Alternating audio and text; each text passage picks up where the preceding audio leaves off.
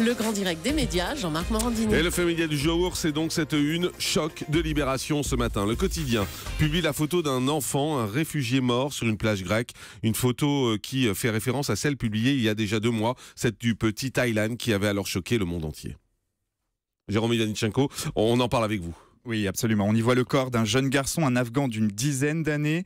Il est allongé sur le dos, sur une plage de galets, à quelques centimètres du rivage. Il n'a plus qu'une seule chaussure, son pied gauche est nu. Il porte un anorak, un pantalon, ses vêtements sont mouillés, ses cheveux sont mouillés, ses yeux sont fermés, son corps est figé. Ce jeune garçon est mort. Sa dépouille a été retrouvée dimanche sur une plage de l'île grecque de Lesbos. C'est là qu'a été prise cette photo qui fait donc la une de Libération ce matin. Une image insoutenable, barrée de ce titre choc, chaque jour de Aylan. Ce titre, bien évidemment, vous le disiez, il fait référence à Aylan Chennu, ce jeune enfant syrien qui tentait de rallier l'Europe avec sa famille et dont le corps avait été retrouvé sur une plage de Bodrum en Turquie. C'était le 2 septembre dernier.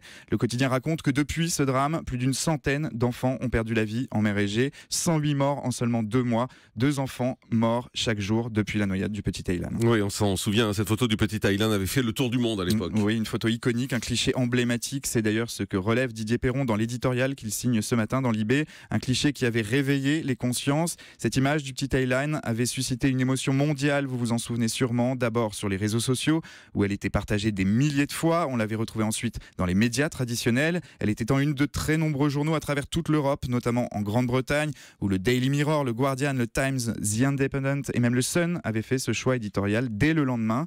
El País en Espagne, Le Soir en Belgique avait aussi publié ce cliché qui devenait alors le symbole de l'inaction occidentale face au drame de l'afflux des réfugiés, face à la tragédie de ces milliers de migrants qui fuient la guerre en Syrie.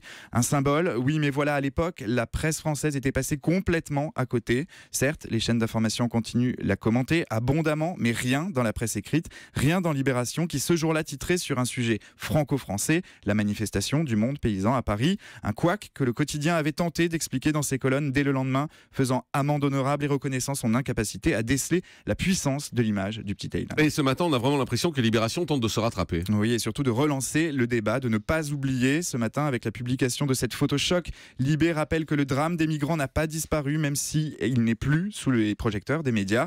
Le quotidien consacre 4 pages au sujet, 4 pages sur lesquelles il égrène les identités de 111 enfants, une liste macabre dans laquelle on trouve seulement 2 prénoms, celui d'Aylan et de son frère Galeb. Le reste de cette liste, elle se compose simplement de X, d'enfants anonymes, avec parfois leur âge et le lieu où leurs dépouilles ont été retrouvées. Mais cette liste, elle traduit aussi en sous-texte l'indifférence médiatique et politique dans laquelle se produit quotidiennement cette tragédie. Merci Jérôme Yanichenko pour le décryptage de cette une choc de Libération.